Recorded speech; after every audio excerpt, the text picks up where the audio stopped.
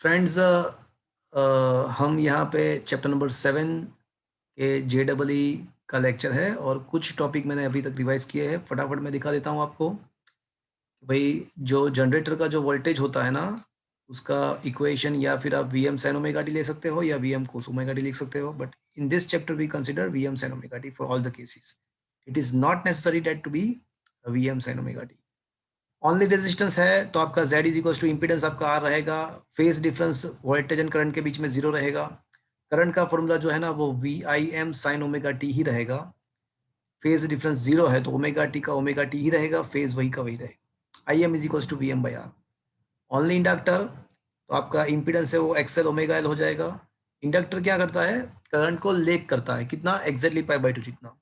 So current will be lagging behind the voltage by phase pi by 2. So this will be the formula of the current, where Im is equals to Vm by XL, that is omega L.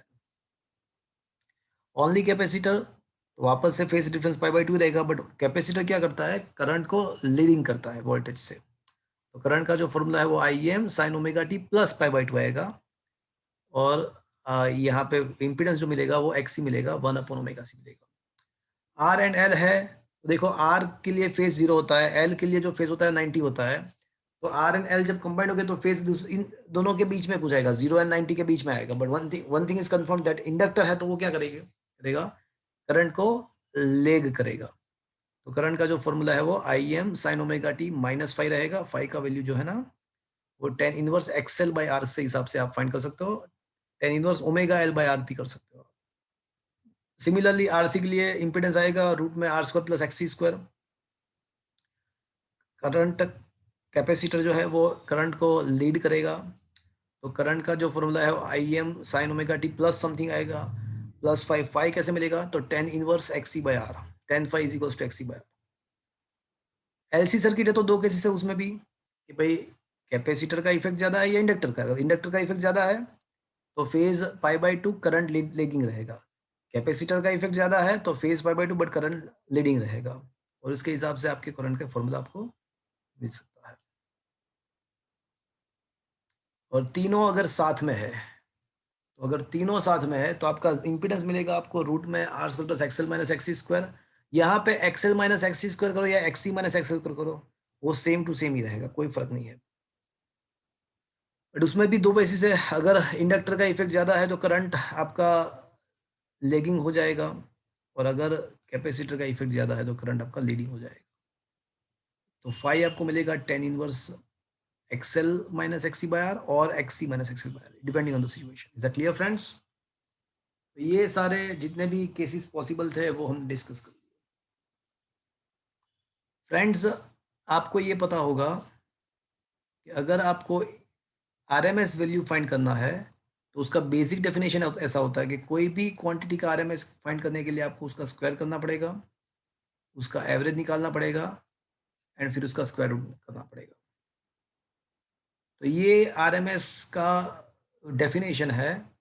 VRMS value अगर find करना है, RMS value voltage का, तो पहले voltage का square करो, उसका average निकालो, उसका स्क्वायर रूट. आपको ये भी पता होगा कि कोई भी फंक्शन है अगर उसका आपको एवरेज निकालना है तो उसका formula 1/t integration 0 to t f of t dt होता है. This is the formula to get the average.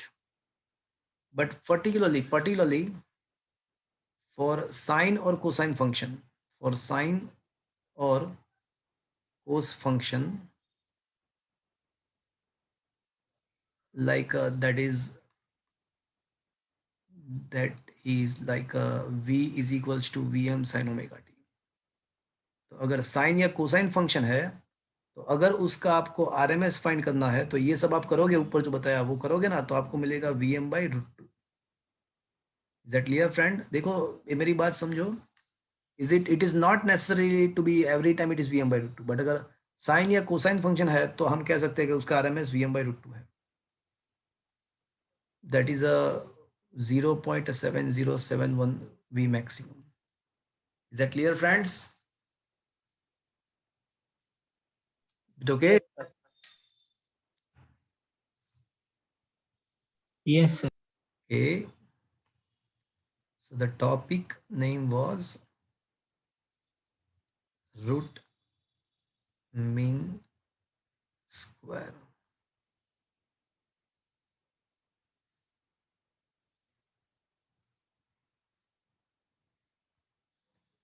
उसके बाद हमने रेजोनेंस डिस्कस किया था फ्रेंड्स। तो किसी को पता है?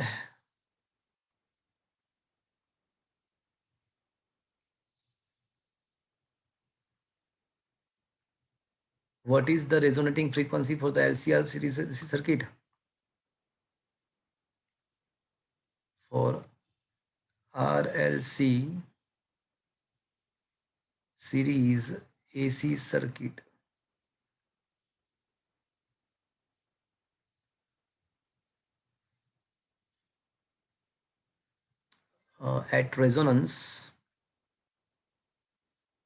at resonance आपको पता होगा, number 1 XL is equals to XC होता है। सो एट दैट टाइम आपका जो इम्पीडेंस होता है ना, वो एग्जैक्टली R होता है, ये आपको पता होगा। दूसरी बात, यहाँ पे आपका जो फाई होता है ना, वो 0 हो जाता है। यहाँ पे आपका फाई 0 होता है। तो अगर कोई ऐसा बोलते हैं कि भाई पावर फैक्टर क्या, तो ये आपको पता होगा कि कोस फाई जो है ना, वो पावर फैक्टर है। तो at resonance what is the power factor? तो देखो, फेज डिफरेंस 0 है। रेजोनेंस के टाइम फेज डिफरेंस जो होता है ना, वो 0 होता है। तो फेज डिफरेंस तो 0 है, तो पावर फैक्टर क्या होगा? तो कोस 0 1 होता है। तो याद रखना कि अगर कोई ऐसा पूछता है कि what is the power factor at the resonance, तो ये आपका आंसर होगा 1। What is the phase difference between the voltage and current, तो आपका आंसर आएगा 0। और रेजोनेंस में क्या होता है कि करंट का जो वैल्यू होता है ना, वो मैक्सिमम हो जाता है। तो I M maximum is equal to V M by R only. तो करंट का जो मैक्सिमम करंट जो है ना, वो मैक्सिमम हो जाता है। दूसरी बात, at which frequency of the generator the resonance occurs? तो the frequency at which the resonance occur is known as a resonating frequency. Generator का कौन सा फ्रीक्वेंसी ऐसा है जिसके द्वारा रेजोनेंस होता है? तो ये आपको पता है कि रेजोनेटिंग फ्रीक्वेंसी जो है ना, वो है 1/2 पाई 1/√LC। So this is the frequency at which the resonance occur। And angular frequency की अगर बात करते हैं, तो ये आपका omega naught is equals to 1/√LC होता है। चलो, ये सब चीज आपको पता है फ्रेंड्स। Yes sir. और इसी चीज पे हमने Q factor and half power bandwidth का भी डिस्कस किया था। तो आपको ये भी पता होगा कि भाई क्यू फैक्टर क्या होता है, क्वालिटी फैक्टर। तो हमने ये प्रूव कर दिया था कि भाई क्यू फैक्टर का जो वैल्यू है ना, हाँ, उसका जो एग्जैक्ट डेफिनेशन है वो क्या था? If you remember, the definition of a Q factor is a resonating frequency, नहीं,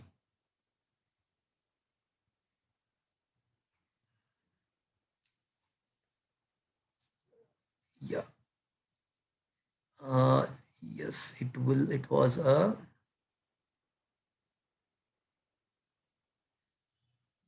what was the definition, if anybody remember? Omega 0 by delta omega, right? या delta omega by omega 0? Omega 0 by hmm हाँ delta. Resonating angular frequency upon आपका हो जाएगा half power bandwidth. याद आ रहा है कुछ? हाँ सर। तो that is omega 0 upon bandwidth. तो ओमेगा 0 का जो वैल्यू था ना, वो तो आपको पता है कि 1/√LC था। और जो बैंडविड्थ डेल्टा ओमेगा, बैंडविड्थ का फॉर्मूला हमने प्रूव किया था, किसी को याद है बैंडविड्थ का फॉर्मूला क्या था? R/L था, इफ यू रिमेंबर। सो उसके द्वारा क्यू फैक्टर जो मिला था ना, वो 1/R√L/C मिला था।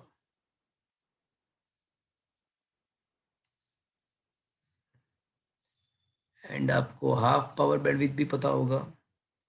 हाफ पावर बैंडविड्थ आपको पता है कि भाई it is the bandwidth for which the power reduces to half and current reduces to 1/2 times, if you remember. याद है किसी को फ्रेंड्स? Yes sir. ग्राफ था किसी को अगर याद है तो।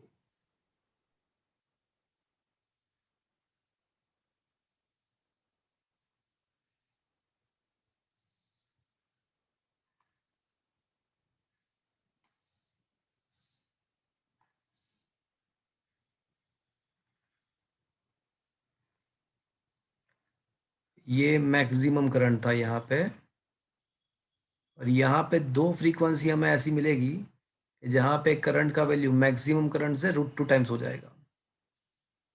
So for these two frequencies, ω1 and ω2, so this is called the half power bandwidth. याद आ रहा है कुछ friends? Because these are the frequencies at which the current reduced to √2 times, and that's why power reduced to half. So this half power bandwidth,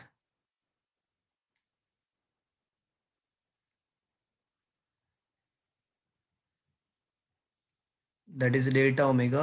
delta omega नहीं बोलेंगे because हमने theory में इसको delta omega, half को delta omega, यहाँ से delta omega बोला था, इसको डेल्टा ओमेगा बोला था, तो ये हो जाएगा आपका 2 delta omega whatever. But उसको डेल्टा ओमेगा या डेल्टा ओमेगा ऐसा कुछ नहीं लिखेंगे, उसको ω2 - ω1 लिखेंगे, and that we proved as R/L। Okay, so that was the half power bandwidth। We also discussed the real power of the AC circuit. याद है किसी को? फॉर्मूला पता है?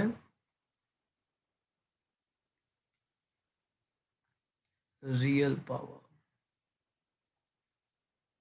ऑफ AC सर्किट याद है किसी को? रियल पावर का formula?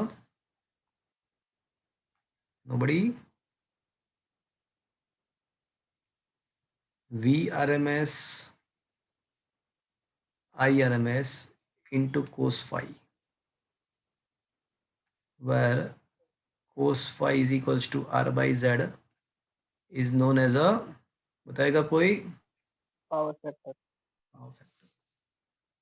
So that was a real power of the AC circuit। उसके बाद हमने डिस्कस किया था LC circuit.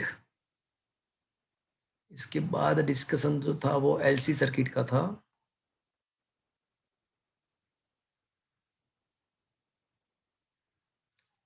LC oscillator circuit. जब कोई चार्ज्ड कैपेसिटर को अगर आप ideal inductor with the negligible resistance के साथ अगर कनेक्ट करते हो तो आपको LC ओसिलेटर मिलता है।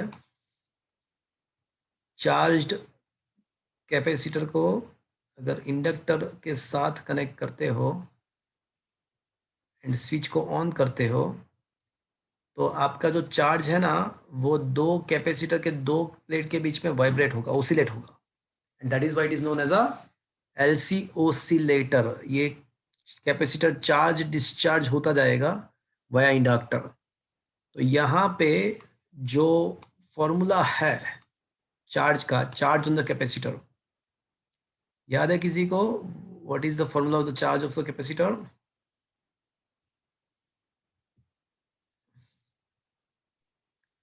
So Q is equals to Q0 cos ω0t, where Q0 is equals to CV0।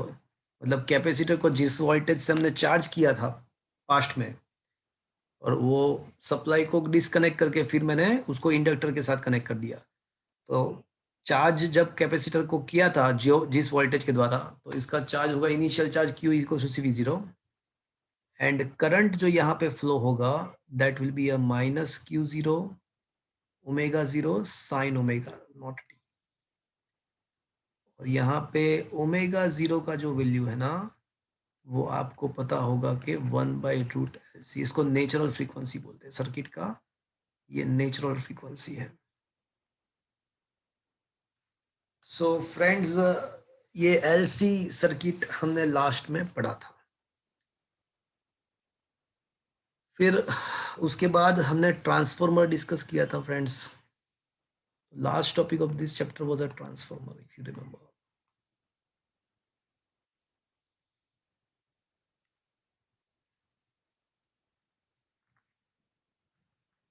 So friends, आपको पता होगा कि ट्रांसफार्मर का काम क्या है। तो बोले वो AC वोल्टेज को इंक्रीज या डिक्रीज करने का ट्राई करता है,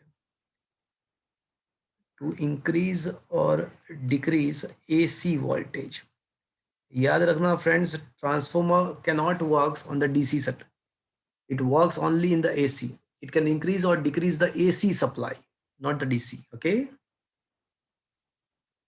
तो हमको ये प्रूव हमने किया था कि सेकेंडरी का वोल्टेज अपॉन प्राइमरी का वोल्टेज, वोल्टेज मतलब EMF secondary, is equals to I primary upon I secondary is equals to N secondary upon N primary. Okay, let me write down the formula once again. तो secondary का voltage upon primary का voltage is equals to secondary का number of turns, primary का number of turns, is equals to current में उल्टा हो जाएगा, primary का करंट अपॉन सेकेंडरी का। It is known as a transformation ratio. This equation is known as a transformation ratio.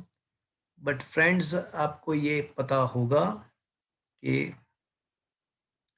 This is for ideal transformer. ये जो है ना वो आइडियल है। हाँ, ये जो है ना ES upon EP is equals to NS upon NP, ये सारे is equals to R, it is a valid for each transformer.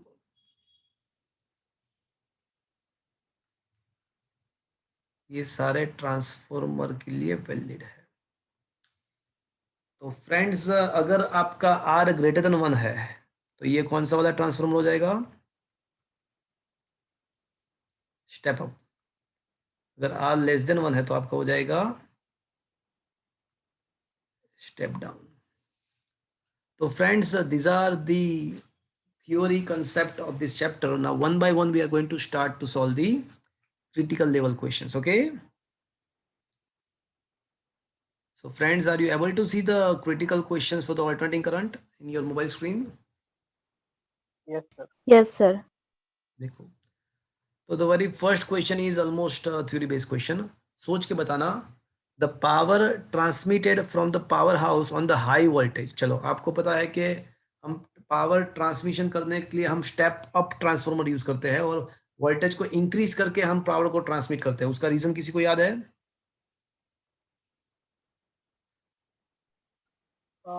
To supply current from large distance. देखो, आप जब वोल्टेज इंक्रीज करते हो तो आपका करंट रिड्यूस हो जाएगा, और करंट रिड्यूस हो जाएगा ना, तो according to equation I square R, according to equation I square R जो है ना वो पावर डेसिपेशन है। जो ट्रांसमिशन लाइन में से जब पावर ट्रांसमिट होता है तो लॉस जो है ना वो आई स्क्वायर आर के हिसाब से मिलता है। बट अगर आपने वोल्टेज इंक्रीज कर दिया, स्टेप अप कर दिया, तो करंट रिड्यूस हो जाएगा, तो पावर ट्रांसमिशन लॉस जो है ना वो आपका रिड्यूस हो जाएगा आई स्क्वायर आर के हिसाब से। तो हाई वोल्टेज पे पावर ट्रांसमिशन करने से आपका ट्रांसमिशन लॉस कम हो जाएगा। तो क्या करना होता है, पावर स्टेशन पे पावर को अप, वोल्टेज को अप करना होता है।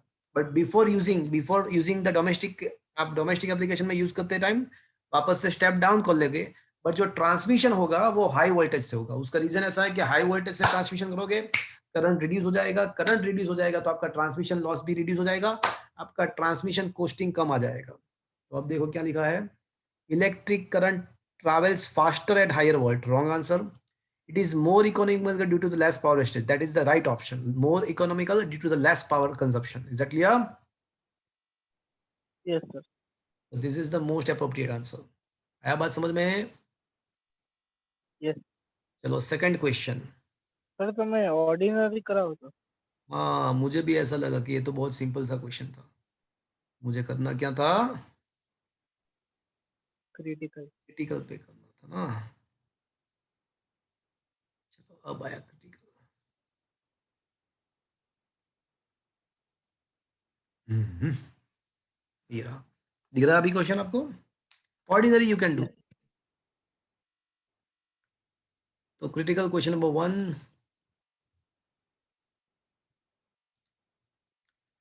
when 100 volt DC supply across a solenoid, a current of 1 ampere flows in it. When 100 volt AC is applied across the same coil, the current is dropped to 0.5 ampere. Frequencies of AC is a 50 hertz. Then what is the impedance and inductance of the solenoid? चलो, बहुत ही अच्छा question है, बहुत ही अच्छा question है।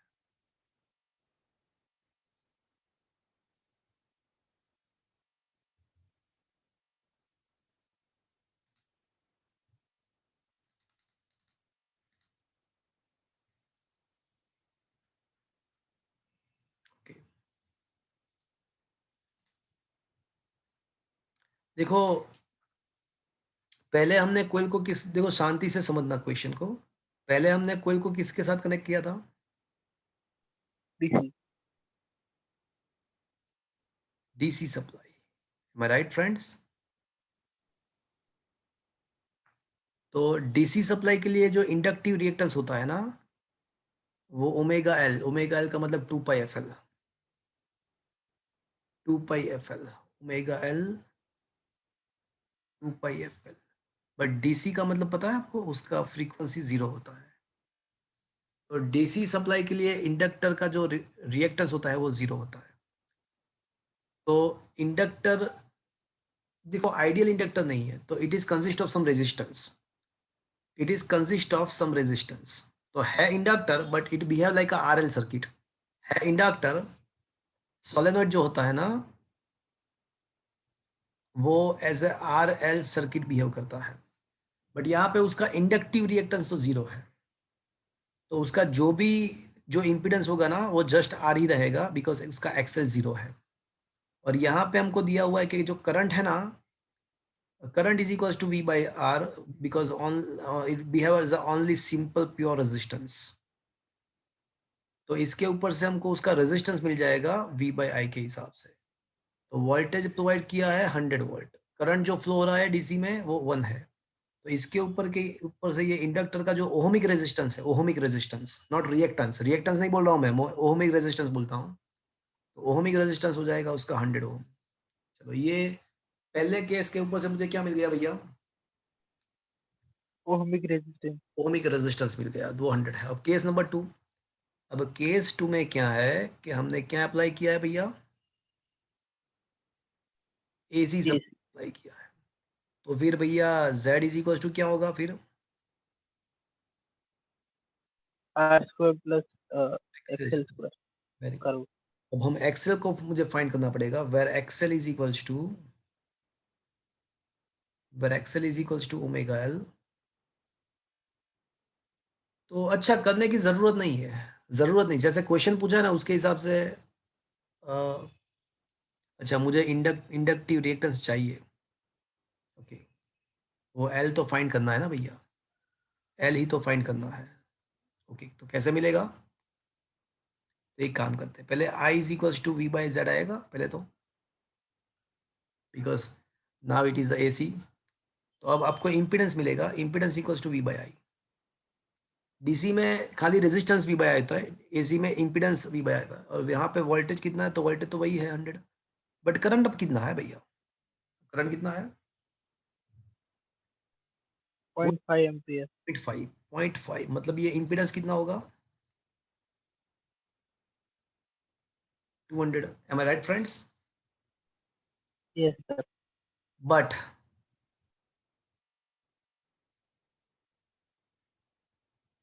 हमको पता है कि Z तो क्या है भैया?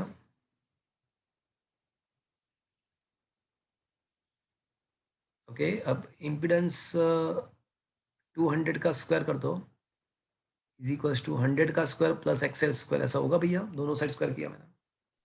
Yes, sir.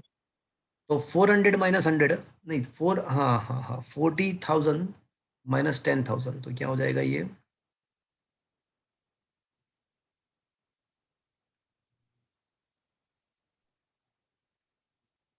होगा ऐसा। Yes, sir. इसका रूट निकालो तो 10⁻4 का रूट हो जाएगा 10⁻2 मतलब 100, और 3 का रूट हो जाएगा 1.73। तो ये 1.73 इंटू 100, तो एक्सेल का वैल्यू क्या आएगा? 170. 173। बट एक्सेल तो क्या होता है भैया? Omega L. Omega L is equals to 173। तो ये हो जाएगा 2πfl इज इक्वल्स टू 173। ये क्यों किया? बिकॉज मुझे इंडक्टेंस, देखो क्वेश्चन बहुत सिंपल सा लग रहा था बट है डिफिकल्ट, समझ में आया आपको? 2 पाई का वैल्यू 3.14, फ्रीक्वेंसी हमको दिया हुआ है 50 हर्ट्ज, एल फाइंड करना है इज इक्वल्स टू 173। अब करो तो कैलकुलेटर से करो तो 173 डिवाइड बाई 100 डिवाइड बाई 3.14, मतलब 173 डिवाइड बाई 314, 173 डिवाइड बाई 314 क्या होता है देखो तो।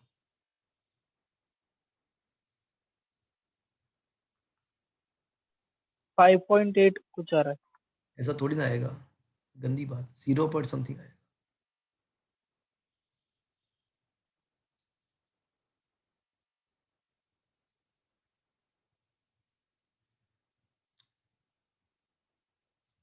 देखो ये सीधी सी बात है, अब 0.5 के आसपास आएगा। 17 टू ज़ा 30, हाँ वो. 17 टू ज़ा, अगर नीचे 34 होता ना तो एग्जैक्ट 0.5 आता, बट 34 से कम है मतलब 0.5 से ज़्यादा आएगा। तो एक ही ऑप्शन ऐसा है कि जो 0.55 देता है। देखो मुझे दो चीज़ फाइंड करनी थी, एक मुझे फाइंड करना था इम्पीडेंस और दूसरा फाइंड करना था मुझे इंडक्टेंस। तो इम्पीडेंस मुझे मिला कितना? 200, 200. और आपका इंडक्टेंस हो गया 0.55। Is that clear friends? Yes, sir. चलो number 2।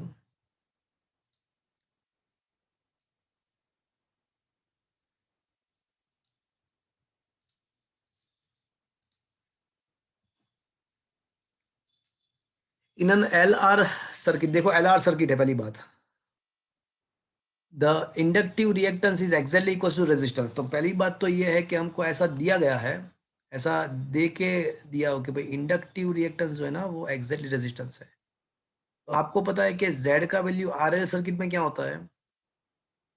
R square plus XL square. का रूट.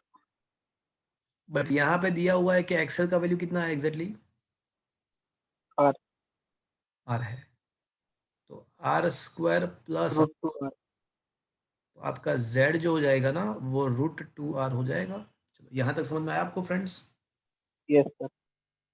तो मुझे क्या करना है? पावर कंज्यूम्ड फाइंड करना है।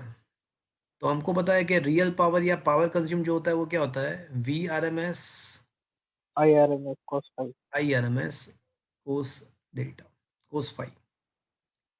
वी आर एम एस मतलब आपको पता है कि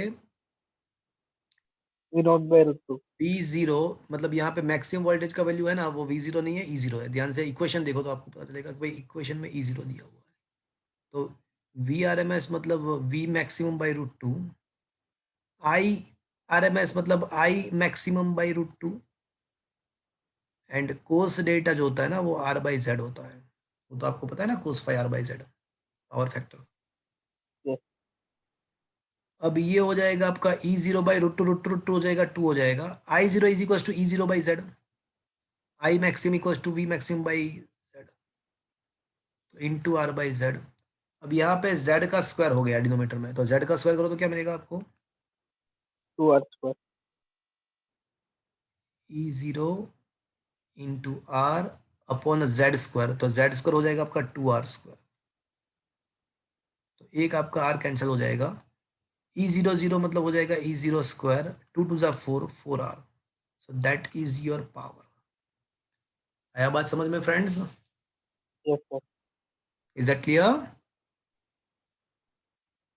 So this level question is asked generally in the competitive examinations. I think you are understanding this type of question, okay? Yes, sir.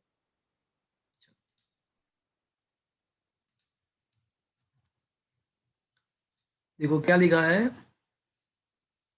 110 volt 60 watt bulb is to be connected with a 100 volt line. The required induction coil has a self inductance of the value, देखो frequency दिया हुआ है, That was asked in the 2018 JEE as well. A similar question was asked in the 2018 JEE. देखो सबसे पहली बात कि आपको बल्ब के रेटिंग दिया हुआ है, तो always remember by the rating of the bulb you can find two things. एक तो उसका फिलामेंट का रेजिस्टेंस आप फाइंड कर सकते हो, and current, maximum current capacity उसका फाइंड कर सकते हो। ये दो चीज आप फाइंड कर सकते हो। Always remember whenever you had given the rating of the bulb you can find two things. Number one, its resistance, and number two, the maximum current capacity. उससे ज्यादा अगर करंट फ्लो होगा तो क्या होगा, उससे ज्यादा अगर करंट बल्ब वो मेल्ट यूज हो जाएगा। यूज हो जाए, मेल्ट हो जाएगा, राइट। तो कैसे मिलेगा तो मैं बता दूं। दूसरी मतलब ये रेटिंग के पहले, ऊपर से पहले ये दो चीज फाइंड कर लो, बाकी सब बाद में सोचो, बाकी सब बाद में सोचो। तो कैसे मिलेगा, तो power rating is equal to, आपको पता है कि वी स्क्वायर बाई आर होता है। तो रेजिस्टेंस आपका मिल जाएगा V square by power, voltage नहीं, हाँ वोल्टेज है ना 10 वोल्ट, तो ये आपका हो जाएगा 100, 10 का स्क्वायर 100 वो 60। तो ये आपका जो रेजिस्टेंस है ना वो 10/6 ओहम मिलेगा आपको, पहली बात। दूसरी बात, P is equals to V I, तो current limit, current capacity, that is a P by I. तो रेटिंग का जो पावर है वो 60 है, रेटिंग का जो current P by V, rating का जो वोल्टेज है वो 10 है। तो करंट कैपेसिटी जो है ना वो 6 एम्पियर की है। चलो इतना समझ में आया आपको। Yes sir. अब बल्ब को किसके साथ कनेक्ट किया हुआ है, तो बोले अब 100 वोल्ट एसी लाइन के साथ कनेक्ट किया हुआ है, बिकॉज आपको फ्रीक्वेंसी दिया हुआ है, देखो अभी 50 वोल्ट का। तो बल्ब को है ना एसी लाइन के साथ कनेक्ट किया हुआ है। और बल्ब में क्या होता है, उसकी जो फिलामेंट होती है उसके पास दो चीज होती है। कोई भी बल्ब होती है ना तो फिलामेंट ऐसी होती है, आपको पता होगा बल्ब के फिलामेंट कुछ ऐसे होते हैं, राइट। तो उसके यस पास सर। क्या होता है, उसके पास इंडक्टर भी होता है और इसके पास रेजिस्टेंस भी होता है। तो मतलब कि बल्ब के पास दोनों चीज है, तो उसका मतलब कि उसके पास इंपीडेंस होगा, और इंपीडेंस का वैल्यू कितना होता है, इज इट क्लियर। जो फिलामेंट होती है ना, it is behave like a, bulb की जो फिलामेंट है ना that is behave like a R L series circuit. तो उसका जो इंपीडेंस होता है वो रूट में R square plus X square होता है। अब देखो हमको ये पता है कि करंट जो है ना, अभी बल्ब को एसी सप्लाई के साथ कनेक्ट किया हुआ है, तो अभी जो करंट फ्लो होगा फिलामेंट में से that will be equals to V by Z. अब करंट हमको पता है कि करंट उसी उसकी कैपेसिटी से ज्यादा फ्लो नहीं होना चाहिए, और उसकी कैपेसिटी कितनी है भैया, 6 है। 6। वोल्टेज कितना कनेक्ट किया आपने एसी वोल्टेज का, अभी वोल्टेज कितना connect, 100। 100।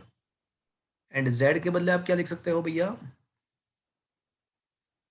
Bulb is behaving like a R L circuit, तो R square plus XL square. Is that clear friends.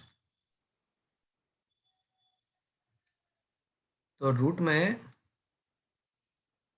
Are square plus XL square is equal to 100/6।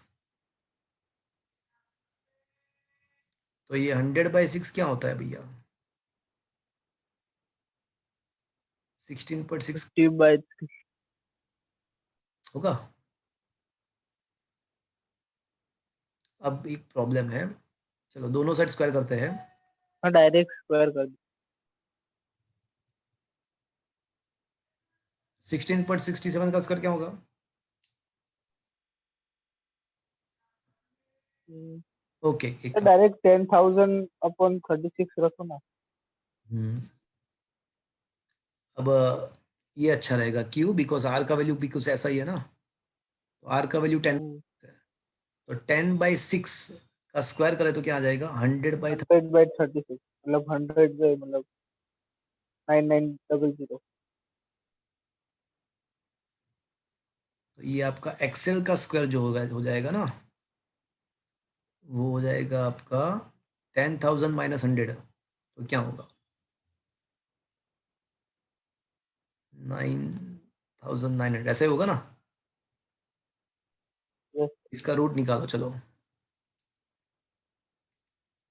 तो XL is equal divide by तो 6 आएगा, 99 का root निकालना पड़ेगा, into बचेगा 10। Okay, is that clear. Yes sir. Find क्या करना है मुझे, तो इंडक्टेंस फाइंड करना है, that is equals to omega L, XL is equals to, तो √99/6 × 10, ओमेगा का वैल्यू होगा 2πf इज इक्वल्स टू √99/6 × 10। तो फ्रेंड्स देखो हमारे पास है ना, कैलकुलेटर नहीं होगा यहाँ पे, सर वो डायरेक्ट 3√11 रख दो ना। यहाँ √99 को सिंप्लीफाई करके 3√11 लिख सकते हैं ना। हाँ 3√11, बट फिर वो 3 6 कट होके 2, फिर 2 10 कट होके 5। जस्ट अ मिनट, एक काम करते हैं, ये 2 × f जो है ना, 2 × f का वैल्यू 50 है, तो 2 × f क्या होगा, 100। 100, दोनों साइड स्क्वायर करते हैं, तो 2 × f मतलब 100 का square into pi square into L square,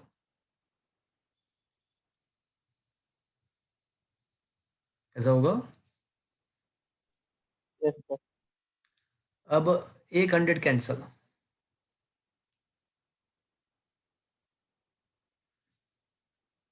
pi square जो होता है ना, पाई स्क्वायर वो ऑलमोस्ट 10 होता है।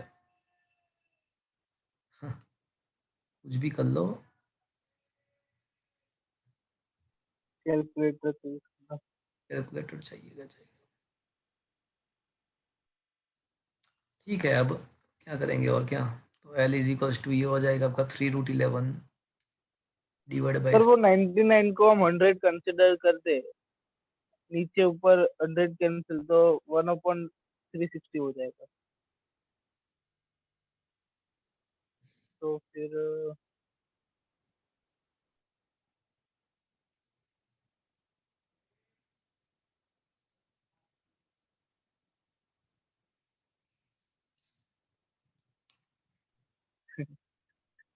कितना कॉम्प्लिकेटेड हो गया। सर वो देखो 3√11, तो 3 6 कटोगे 2 हो जाएगा, 2 10 कटोगे 5 हो जाएगा, मतलब राइट हैंड साइड 5√11 ही बाकी रहेगा। अच्छा और ये एफ और 50 है, वहाँ पे राइट साइड 5 था, तो वो 10 हो जाएगा। फिर 10 to 20, 20 और 3, 3 to 60। अच्छा, ऐसा करते हैं कि इसको कट कर देते हैं, राइट, अप्रोक्सीमेटली, तो 1/6 पाई बचेगा। हाँ वो भी कर सकते हैं, तो 6 1/18 55.55 होता है शायद से। अब करना वो जो भी, एक काम करो अभी कैलकुलेटर से करके बताओ ना मुझे, √11 डिवाइड बाई 620, अब आंसर आ रहा है कि नहीं वो देख रहा है अभी तो हमको, तो √11 डिवाइड बाई 628 करो, क्या आ रहा है देखो, सर 55.55 ही आना चाहिए। √11 करो ना, ऐसा कुछ है। सर क्या बोले, √11 628,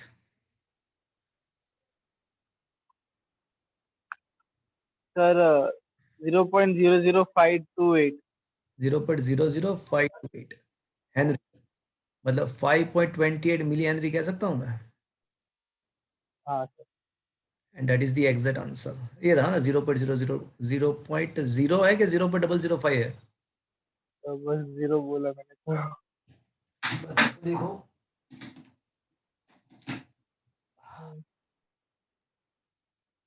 एक सेकेंड सर। हाँ। 0.00 आएगा, 00 नहीं आएगा, 0.0 ही आएगा, 1000 थोड़ी ना है।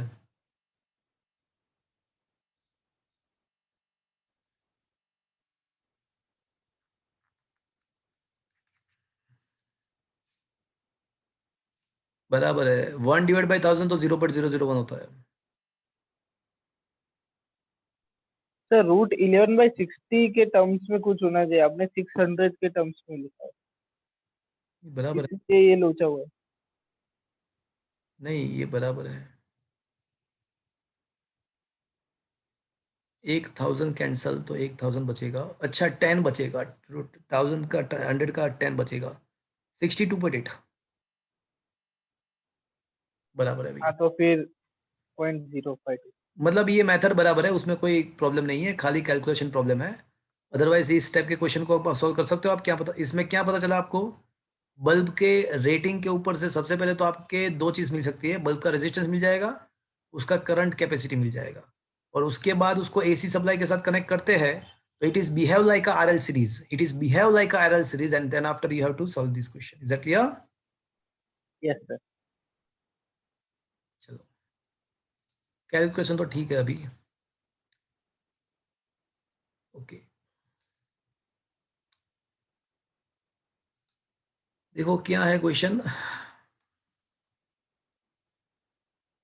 इन the circuit below what will be the reading of the voltmeter, voltmeter का रीडिंग क्या होगा? तो फ्रेंड्स, आपको ये पता होगा, हमको ये पता है कि for AC circuit volt meter पहले क्या मेजर करता है? तो बोले वो आरएमएस वैल्यू मेजर करता है, पहली बात। तो for AC circuit relation between RMS voltage across RLC in series was given by, if you remember, phasor diagram के द्वारा हमने ये प्रूव किया था। यस और नो फ्रेंड्स? Yes sir. तो यहाँ पे आप देख सकते हो कि इंडक्टर एंड कैपेसिटर के वोल्टेज तो सेम ही है। तो voltage of supply will be exactly equal to the voltage across the resistance. तो voltage across the resistance will be voltage of a supply, and that is equals to 200 volt.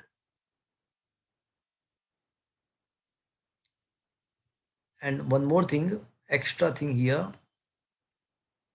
अगर ऐसा होता है कि V L is equal to V C होता है ना, तो इसका मतलब ऐसा हुआ कि XL is equal to XC होना चाहिए, because V L is equal to I XL, V C is equal to I XC. ये तो किस कंडीशन की बात है? रेजोनेंस। तो ये जो सर्किट है ना वो अभी रेजोनेंस है।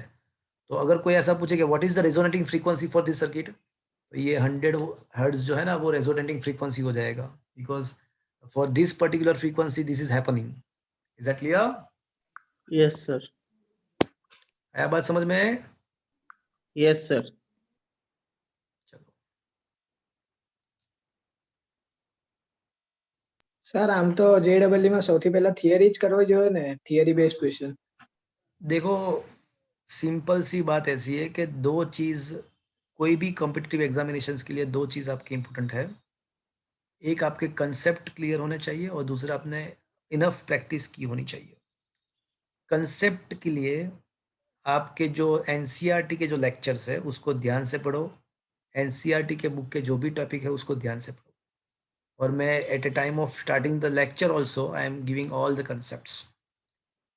तो ये पहले कर दो, और उसके बाद प्रैक्टिस के लिए मैंने बहुत सारे नोट्स आपको दिए हैं, बहुत सारे क्वेश्चन है उसमें, थ्योरी बेस्ड भी क्वेश्चन आ जाते हैं एंड क्वेश्चन सॉल्व करने वाले भी आ जाते हैं। तो ये कर ले आप तो आराम से जेडबलई नीट आराम से क्लियर हो जाएगा। बट ये जो मैंने असाइनमेंट प्रोवाइड किया है ना वो आप कर लो पूरा, उसमें थ्योरी बेस्ड क्वेश्चन भी है, सॉल्व करने वाले क्वेश्चंस भी है, पूरा मतलब सब कुछ दिया हुआ है उसके अंदर। ये पूरा कर लो, टॉपिक वाइज है वापस से, ये कर लो तो खत्म बात, इतना ही करना है। Okay sir. चलो, और क्वेश्चन क्या लिखा है? इन the circuit shown below what will be the reading of the volt meter across the resistance. देखो वही का वही क्वेश्चन है वापस। इंडक्टर कैपेसिटर का 300 है, तो रेजिस्टेंस पे क्या होगा? तो अभी हमने डिस्कस किया कि in this kind of situation voltage across the resistance will be exactly equal to voltage of the supply. ये रेजोनेंस में ऐसा होता है, and that will be equal to exactly equal to 220 volt. और दूसरा ए मीटर का करंट कितना होगा, तो ए मीटर को बाहर की साइड है, मतलब करंट सर्किट में कितना फ्लो होगा, तो सर्किट में कितना करंट फ्लो होगा, तो बोले V बाई जेड जितना। बट अभी आपको पता है कि यहाँ पे Z इज इक्वल टू क्या हो जाएगा, ये कौन सा सिचुएशन है? रेजोनेंस। रेजोनेंस में Z क्या होता है? आर। R होता है। तो 220 डिवाइड बाई 100, तो आपका ए मीटर का जो रीडिंग आएगा वो क्या आएगा? 2.2 ampere. C will be the answer. Is that clear? Yes sir.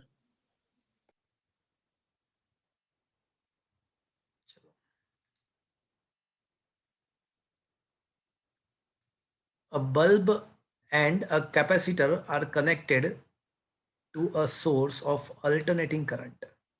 If its frequency increases while keeping the voltage of the source constant, then what happened? Bulb के साथ कनेक्ट किया है एसी सप्लाई को, capacitor भी उसके साथ connected है। अगर आप फ्रीक्वेंसी इंक्रीज करते हो तो क्या होगा? तो पहली बात यह है कि बल्ब के पास रेजिस्टेंस होगा और उसके साथ कैपेसिटर कनेक्ट किया हुआ है, तो मतलब ये एक टाइप का आरसी सीरीज सर्किट हुआ। तो आपका इम्पीडेंस क्या होगा? तो बोले R square plus XC square होगा। मुझे ये बताओ कि where XC is equal to क्या होता है? 1/ωc। तो कैन आई से 1/2 पाई FC? Yes sir. अगर आप फ्रीक्वेंसी इंक्रीज करते हो, अगर आप फ्रीक्वेंसी इंक्रीज करते हो तो कैपेसिटिव रिएक्टेंस का क्या होगा? डिक्रीज होगा। डिक्रीज होगा। तो फिर आपका इम्पीडेंस क्या होगा? डिक्रीज। डिक्रीज होगा। तो फिर करंट के ज्यादा फ्लो होगा या कम फ्लो होगा? Increase बिकॉज होगा। करंट का जो वैल्यू है वो V/Z होता है, वोल्टेज तो कांस्टेंट रखा हुआ है, तो करंट क्या होगा? इंक्रीज होगा। अगर करंट इंक्रीज होगा बल्ब में से तो उसका ग्लो क्या होगा? तो हीट ज्यादा होगा। ग्लो भी ज्यादा होगा। वो भी। तो bulb will glow more with the light more intensity. Is that clear friends? Yes sir. आया बात समझ में? Yes sir. बट इसी क्वेश्चन में अगर कैपेसिटर होता, सॉरी कैपेसिटर के बदले इंडक्टर होता तो उल्टा बी हो आता। तो बी आता। Good. Is that clear friends? Yes sir. Okay.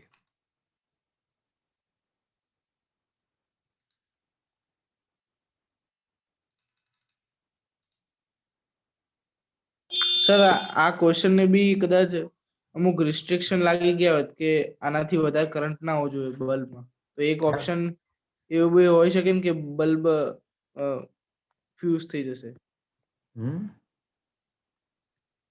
કારણ કે તમને મિસગાઈડ तो हो કરવા गए ना, માટે બી ઓપ્શન ના આપી શકે ના either. वो तो हो गई ना। वो तो होगा।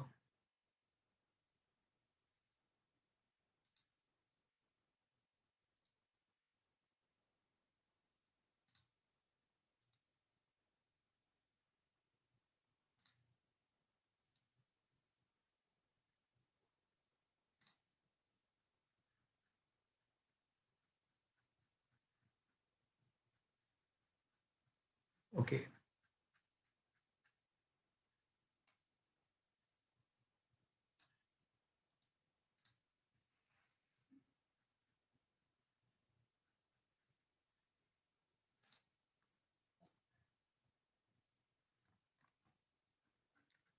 Let's come to the next question. Chalo. An alternating EMF of an angular frequency omega is applied across the inductor. The instantaneous power developed in the circuit has an angular frequency. तो power का angular frequency क्या होगा? एकदम बेकार question पूछा है। Alternating EMF of an angular frequency omega is applied across the inductor. So instantaneous power developed in the circuit has an angular frequency, instantaneous power. Okay, fine. तो friends बहुत ही अच्छा question है। देखो हमको पता है कि इंस्टेंट, देखो ये रियल पावर की बात नहीं, पहली बात तो कि रियल पावर की बात नहीं है। अगर रियल पावर होता ना तो हमने क्या फॉर्मूला अप्लाई किया होता? VRMS RMS। तो ये इंस्टेंटेनियस पावर की बात है। तो power at time t is equals to voltage at time t into current at the time t, right? Yes. Assuming that the voltage equals to Vm sin omega t। तो sir इसमें तो पूरा नहीं नहीं नहीं करना भैया, पड़ेगा ना। तो करंट कुछ भी नहीं करने की जरूरत है, हो जाएगा एकदम आराम से। तो कैन आई से करंट का जो फॉर्मूला होगा वो Im sin omega t minus π/2 होगा। Yes sir. पता चला क्यों? इंडक्टर इंडक्टर से એટલે तो ये आपका हो जाएगा instantaneous voltage Vm into I am into sine omega T into cos omega T. अच्छा, फिर sin 2 ओमेगा टी। हाँ, ये पॉजिटिव नेगेटिव निकाल दो, यहाँ पे एक्चुअल में नेगेटिव आएगा, बट नेगेटिव की जरूरत नहीं है। तो ये 2 से मल्टीप्लाई करो, 2 से डिवाइड कर दो भैया, तो ये आपका क्या हो जाएगा, 2 साइन ओमेगा टी कोस ओमेगा टी हो जाएगा। तो मतलब यस सर। तो Vm Im by 2, I am finding the magnitude of the power, so negative sign will be get cancelled. तो ये आपका हो जाएगा 2 sine omega, sine of 2 omega t. तो what will be the new omega dash, क्या हो जाएगा आपका पावर का, 2 ओमेगा। आया बात समझ में? Yes sir. Is that clear? Yes sir. चलो,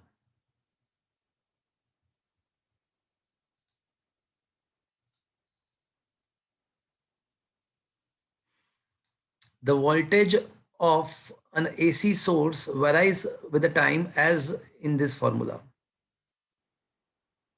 Then what can we conclude from this formula?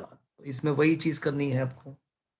Voltage का जो फॉर्मूला है वो मजा नहीं आएगा हमको, उसको कन्वर्ट कर देंगे 100 sign 100 pi T into cos 100 pi T. तो ये स्टैंडर्ड फॉर्म में नहीं है, तो हम क्या करेंगे, इसको 2 से स्टैंडर्ड फॉर्म में करेंगे। लाइक। हाँ, इसको स्टैंडर्ड फॉर्म में लाने के लिए 2 से मल्टीप्लाई करेंगे। तो अमुक स्टेप तो मैं गपचावनु राखो।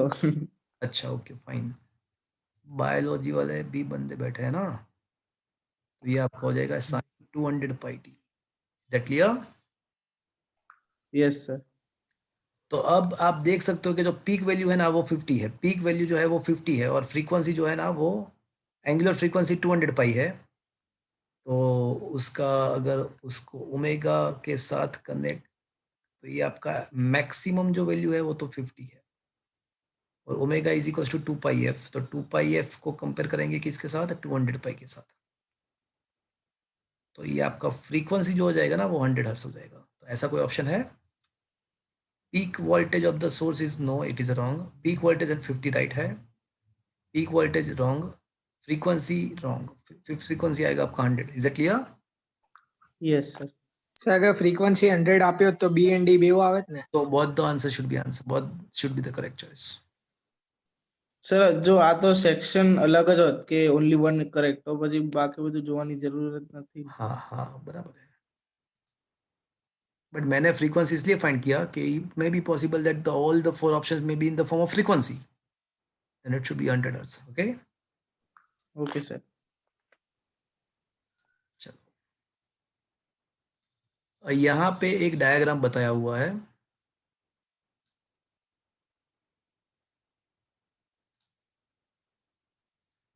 तो हमको ये करना है कि ये डायग्राम में एक काम करते हैं, पहले वोल्ट मीटर को निकाल दो, और वोल्ट मीटर को कंसीडर किए बिना डायग्राम को कंसीडर करो। तो किस टाइप का सर्किट है वो आपको पता चल जाएगा। सर्किट किस टाइप का है वो आप तीनों। Consider the circuit without the volt meter, तो आपको पता चलेगा कि ये सर्किट कौन सा है। आरसी सर्किट છે। तो ये आपको पता चलेगा कि भाई आरसी सर्किट है, राइट। ये चला पता चला आपको, पहले तो ये आरसी सर्किट है, ये पता चला पहले तो आपको। Yes sir. Yes sir.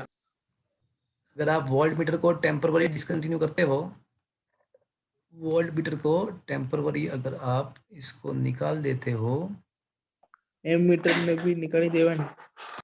हाँ, तो आपका सर्किट जो है ना वो आपको पता चल जाएगा कि ये जो सर्किट है वो आपका आर एंड सी जो है ना वो सीरीज एसी सर्किट है, राइट। ओके, अब ये पता चल गया आपको। चलो, तो अब क्वेश्चन क्या है वो समझ लेते हैं। वो तो पता चल गया कि भाई ये आरसी सीरीज सर्किट है। क्वेश्चन ये है कि reading in A and V2 are always in phase. Okay, देखो आपको ये पता होगा कि रेजिस्टेंस जो होता है ना, resistance, for resistance V and I are always in phase, दोनों का फेज डिफरेंस 0 होता है। Am I right friends? तो रेजिस्टेंस का वोल्टमीटर कौन सा है? V2 है। तो कैन आई से V2 and current I, V2 and current I मतलब ए मीटर आर इन फेज। क्या मैं ऐसा कह सकता हूं फ्रेंड्स? Yes sir. का जो वोल्टेज है ना वो करंट के साथ होता है, करंट के फेज में होता है। तो V2 and A are always in phase, तो ये ऑप्शन 1 तो करेक्ट है। Reading of V1 is ahead in phase with the V2। अच्छा, दूसरा, अब देखो यहाँ पे है ना करंट जो है ना, फेज डायग्राम अगर ड्रॉ करेंगे तो ये current, voltage across the resistance मतलब V2, तो V2 जो है ना वो करंट के साथ होगा। बट मुझे बताओ कि कैपेसिटर में क्या होता है? करंट लीडिंग होता है या वोल्टेज लीडिंग होता है कैपेसिटर में? Leading, current current current leading होता है, तो वोल्टेज क्या होगा? लेगिंग। लैगिंग। तो वोल्टेज लेगिंग मतलब नीचे आएगा, V2 V1, और 90 डिग्री इतना लेगिंग होता है। Is that clear friends? Yes sir. तो V1 जो है ना कैपेसिटर का वोल्टेज करंट से लेगिंग होता है, करंट लीडिंग होता है। तो voltage is lagging behind by the current by phase 90 degree. तो इसके हिसाब से हम ऐसा कह सकते हैं कि reading of V1 is ahead. नहीं नहीं, ahead, V1 is not ahead, V2 is ahead. Is that clear? Yes sir. A and V1 are always in phase, तो ये भी गलत हो जाएगा। तो only one is a true. Is that clear friends? Yes sir. आया बात समझ में? Yes yes. सर। चलो, लास्ट क्वेश्चन टुडेज लेक्चर। मैं अभी थोड़ी देर में आपको ये नोट्स सेंड करता हूँ। जब आप नेक्स्ट लेक्चर में आते हो फ्रेंड्स, तो आपको क्या करना है? आपको ऑर्डिनरी थिंकिंग के topic 1 alternating current voltage and topic 2 जो है वो AC सर्किट है। तो ये दो टॉपिक, एटलीस्ट ये दो टॉपिक के बेस के क्वेश्चंस आपको सॉल्व करके लाना है।